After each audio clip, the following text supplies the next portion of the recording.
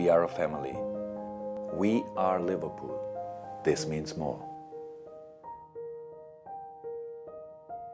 프리시즌 경기 중 팬들이 가장 기대한 바이에른 뮌헨과의 매치, 경기 막바지에 터진 원더골로 인해 패배를 하기는 했지만 얻어가는 게 굉장히 많았던 경기라고 생각합니다. 그래서 오늘은 좋은 부분보다는 실점 과정에서 느껴지는 리버풀의 최대 단점, 약점에 대해서 자세히 살펴보도록 하겠습니다. 우선 포메이션, 자세히 선수들의 포지셔닝을 얘기하기 전에 선발 라인업을 이와 같이 구성한 의도나 배경에 대해서 얘기를 해봐야 합니다. 조타, 하포, 살라, 소브슬라이, 존스, 알리스터, 로버트슨, 반다이크, 마팁, 아놀드, 알리송 3미들 구성은 당연하지만 조악살 라인 그리고 마팁의 출전, 조타, 하포, 살라 이 라인업은 결국 수비 커버 그리고 전개 과정 속에서 유연함을 갖추기 위함이다. 누네스나 디아스가 나왔을 때 전방에서의 수비 커버 범위 혹은 중원에서의 유연함과 조타, 하포가 나왔을 때의 결과는 확연히 다르기 때문이죠. 아마 중원 빌드업을 토대로 측면으로 볼을 전개하는 데 능한 투엘을 상대로 보다 강한 압박 그리고 활동량을 가져가기 위함이지 않을까 싶습니다. 마팁의 출전 의도는 명확합니다. 마팁이 베스트 컨디션이라서 코나테가 불안정하다 느껴져서 그건 아닐 겁니다. 전후반 교체를 다양하게 가져가는 클롭 입장에서 바이에른 뮌헨 상대로 후반전 수비 라인업을 콘사, 마팁, 고메스, 수비 리딩이 불가능한 변형 3백을 가져갈 리가 없습니다. 따라서 마팁을 전반전에 기용하고 후반전 콘사, 코나테, 고메스, 코나테에게 리딩 역할을 맡기고 최선의 로테이션을 돌리고자 한 것이죠. 그러니 마팁 선발로 뭐라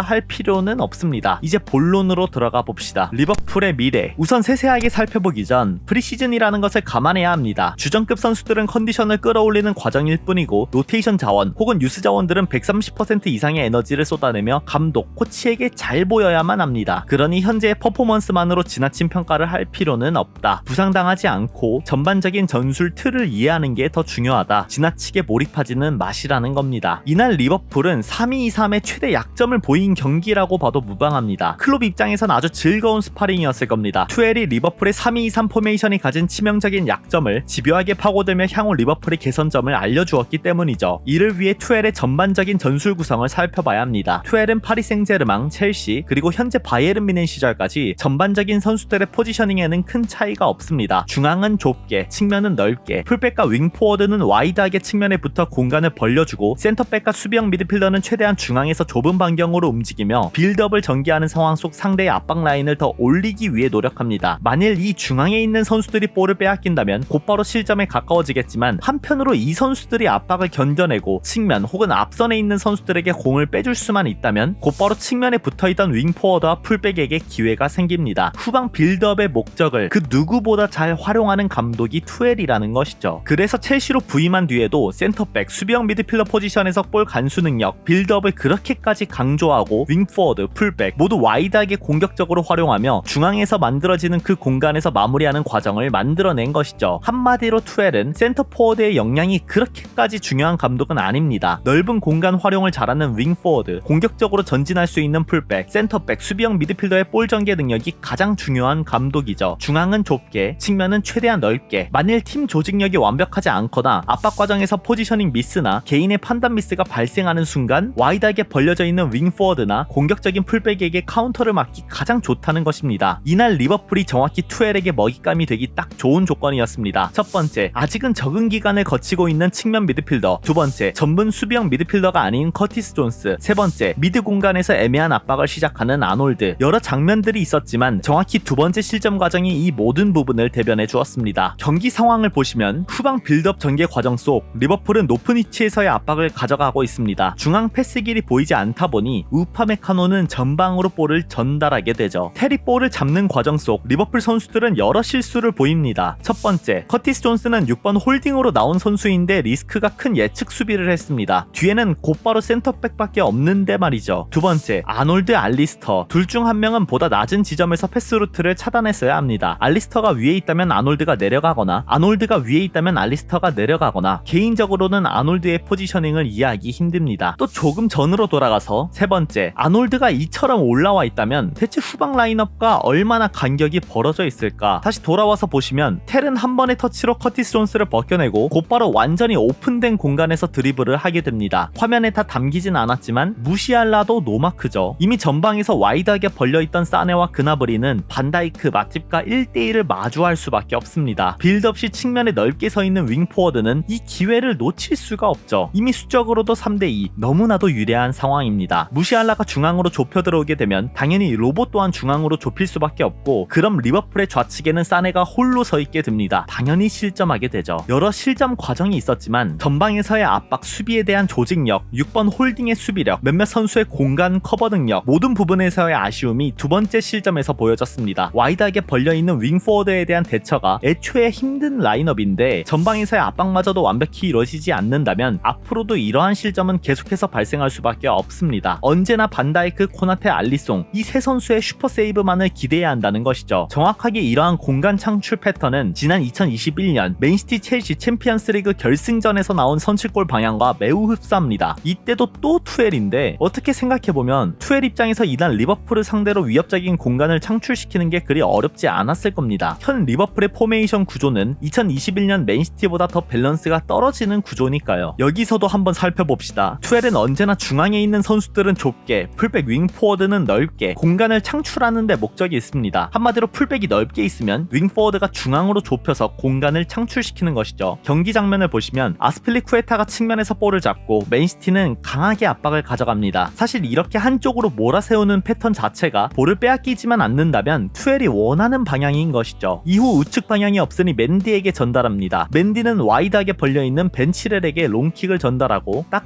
이 상황에서 보시면 됩니다. 압박을 보다 강하게 가져가며 베르나우드 실바가 전방에 있기 때문에 워커가 보다 측면에 붙어있기보다 중앙 공간을 방어하기 위해서 균도안과 중앙에 배치되어 있죠. 워커는 어쩔 수 없이 측면 롱볼을 견제하려 붙었지만 결과적으로만 봤을 땐 이 판단 하나가 실점을 한 것이나 다름없었습니다. 곧바로 7렐은 원터치로 마운트에게 전달, 워커는 이도저도 아닌 측면으로 포지션 회복을 하며 중앙에 있는 균도안 혼자 저 공간을 다 책임져야 하는 어이없는 상황이 나옵니다. 이미 베르너와 하베르츠는 상대 수비수와 1대1, 게다가 넓은 공간까지 감안하면 공격수가 훨씬 유리할 수밖에 없죠. 베르너는 측면으로 움직여 디아스를 데려가고 하베르츠는 진첸코와 1대1, 이후 실점으로 이어집니다. 방금 리버풀의 실점 과정과 정말 흡사하죠. 앞으로 리버풀이 마주할 실점 패턴과도 흡사할 겁니다. 첫 번째로 전문 수비형 미드필더가 없는 라인업, 두 번째 애매한 압박을 가져가다가 풀어나왔을 시 선수들의 수비 포지셔닝 문제, 세 번째 풀백이 중앙까지 좁혀 공간을 커버하는 경우 발생하는 수적 열세. 실점이라는 결과만 두고 봤을 때 표면적으로는 워커의 판단이 아쉬웠지만 자세히 보면 워커의 판단이 결정적이라 말할 수만은 없습니다. 1차적으로 6번이 없었고 6번이 없기 때문에 측면 미드필더로 나선 베르나우드 실바의 수비 커버가 중요했고, 베르나우드 실바가 강한 압박을 가져가서 중앙을 비워두었고, 이를 커버하려는 워커의 측면 움직임 하나가 중앙 공간을 노출시켰다. 투엘은 압박을 가하는 팀을 풀어내는 방법을 매우 잘 알고 있고, 펩은 완전한 점유율을 토대로 지배하는 게임을 가져가려 했지만 단 한 번의 미스로 우승 트로피를 투엘에게 건네준 것이죠. 리버풀이 만약 온전한 6번을 데리고 있지 않는다면 이와 같은 한두 번의 판단 미스, 압박 실패에 대한 리턴 값이 클 수밖에 없습니다. 수비 포지셔닝이나 압박 개념이 맨시티와 크게 다르지 않기 때문이죠. 이때 맨시티의 후반과 다른 것은 아놀드에게 보다 프리롤에 가까운 활동 반경을 주었다는 것과 워커에게는 아놀드보다 약간 더 제한적인 활동 반경을 주었다는 것, 이것 말고는 크게 다른 게 없습니다. 따라서 현재 리버풀의 운영 방식은 맨시티 전술이 파괴되는 과정을 유심히 지켜보면 보완할 수 있는 방법을 찾아낼 수 있지 않나 싶네요. 어떻게 보면 로드리 차이라고 볼 수도 있겠죠. 괜히 클롭이 피지컬적인 6번을 찾았던 게 아닙니다. 아놀드의 인버티드 풀백을 활용하며 볼을 점유하는 과정 속 가장 큰 파괴력을 보일 수 있는 것도 맞지만, 한편으로 아놀드가 중앙에 있으면서 전개 과정 속 볼을 끈다거나 전방으로 전진하는 과정 속 볼을 빼앗겼을 때, 아니면 압박을 잘못 가져갔을 때 과거처럼 뒷공간을 커버해줄 수 있는 미드필더가 없다는 것, 이게 가장 큰 문제라 볼 수 있습니다. 그냥 편히 이날 경기를 볼 때에는 새로 영입된 선수들의 활동량을 보면서 꽤 만족했었거든요. 근데 역시 분석을 위해서 리플레이를 돌리면서 보다 보니 활동량 자체는 좋았지만 조직력을 무시할 수는 없겠구나, 아직 리버풀이 꽤 멀었다는 생각을 다시금 하게 되었습니다. 더불어 변형 433을 활용하는 과정 속 아놀드의 미도화를 볼 수 있어서 즐겁지만 6번 홀딩에서의 수비력 해결, 아놀드 우측 미드필더와의 수비 호흡, 우측 센터백, 계속해서 우려되는 이 세 가지 파트에서 개선점이 명확해져야만 리그 우승 전력으로 분류되는 맨시티, 아스날과 같이 탈압박에 능하며 조직적으로 완성된 팀을 상대로 승리를 거둘 수 있지 않나 싶습니다. 최전방에서의 압박 타이밍, 수비력은 약팀을 상대로 파악할 수 있는 게 아니라 강팀들을 상대로 우리의 능력을 객관화할 수 있어서 이번 경기는 클롭과 리버풀에게 큰 도움이 되었을 것이라 생각합니다. 다음으로 6번 커티스 존스. 우측만 인버티드 풀백을 활용하며 비교적 아놀드에게 많은 역할을 부여하고 있는 현 구조에서 6번 자리에 커티스 존스가 맞을까? 사실 커티스 존스가 맞지 않는다 하면 티아고, 바세티치 또한 해당 포지션에서 활용하는데 어려움이 존재할 것이다. 이러한 생각을 하고 있습니다. 위에 맨시티 사례로 보았듯이 경기를 지배하고 압박을 풀어내는데 어려움을 느끼는 팀을 상대로는 이보다 강력한 게 없습니다. 간단히 전방에서 숫자를 높이고 상대의 패스기를 차단하는 데 큰 목적을 두고 있어서 볼을 탈취하는 즉시 득점에 보다 근접할 확률이 높거든요. 무한 스위칭을 가져갈 수 있는 포워드, 미드필더 라인을 구성하며 가장 이상적인 패스 루트와 공격 전개 패턴을 만들어낼 수는 있는데 투엘이 행한 것처럼 중앙에서의 압박을 견뎌내고 측면 활용을 잘하는 팀을 상대로 실점도 안 하며 버텨낼 수 있는가? 현 리버풀에서는 불가능에 가깝다. 즉 강팀과의 경기에서 무실점 경기를 보는 것보다 다득점, 다실점 경기를 볼 확률이 높다. 따라서 6번 커티스 존스가 보여준 최대 장점은 레스터시티와의 프리시즌 경기에서 확인할 수 있었고 6번 커티스 존스를 활용하며 당하는 최악의 경우를 바이에른 뮌헨과의 경기에서 확인할 수 있었습니다. 클롭은 당연히 추가 영입이 있을 것이라 말하고 있지만 계속해서 6번에 대한 보강이 이뤄지지 않고 있기 때문에 불안감을 감출 수가 없습니다. 이미 프리시즌에서 보여준 전술을 토대로 시즌 초반 원볼란치 구성은 없을 확률이 높다 보니 앞으로 남은 기간 동안 라비아든 이적료가 너무 높으면 그냥 그라운드 경합에 능한 자원을 어떻게 해서든 데려와서 중앙 6번 자리를 든든하게 채워줘야만 할 듯 싶습니다. 이렇게 늦어지는 거 보면은 다른 매물을 보고 있는 게 아닌가, 아니면은 피지컬적으로 라비아보다 더 큰 선수를 정말 바라고 있는 게 아닌가, 이런 추측도 하게 됩니다. 공격적으로는 이상적이지만 아직 리버풀이 온전한 볼 소유와 안정적인 빌드업을 가져가기엔 조직력적인 부분에서나 선수들의 역량에서 조금은 아쉬움이 있다고 보여집니다. 따라서 커티스 존스가 해당 6번 자리에서 견디지 못한다? 티아고, 바세티치 또한 크게 다르지 않을 것이다. 빌드업에 더 능숙할 수는 있겠지만 티아고의 활동량은 크게 떨어지고 바세티치의 경우 아직도 경험이 부족한 어린 선수죠. 개막전 이전까지 6번 보강은 어떻게든 이뤄내고 곧바로 활용하지는 못할 테니까 존스, 아놀드, 알리스터 우측에서의 공간 커버에 대한 조정을 조금 더 세밀하게 가져갔으면 하는 바람이 큽니다. 다음 영상에서 찾아뵙겠습니다. 그럼 안녕!